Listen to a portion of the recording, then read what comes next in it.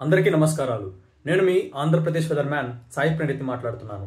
బంగాళాఖాతంలో ప్రస్తుతానికి చెన్నైకి తూర్పు భాగంలో 100 to 200 కిలోమీటర్స్ దూరంలో అల్పపీడనం కొనసాగుతుంది.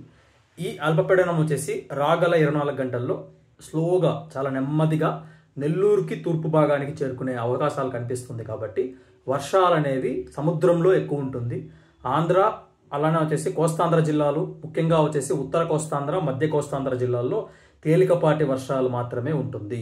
ఈరోజు అర్ధరాత్రి సమయంలో విశాఖపట్నం నగరం, విశాఖపట్నం జిల్లా, అలానే వచ్చేసి ఏమంటే విజయనగరం, శ్రీకాకుళం, కాకినాడ, కోనసీమ, దాంతోపాటుగా వచ్చేసి పశ్చిమ గోదావరి జిల్లాల్లో మోస్తరు వర్షాల దాకా నమోదయ్యే అవకాశాలు అయితే కనిపిస్తుంది.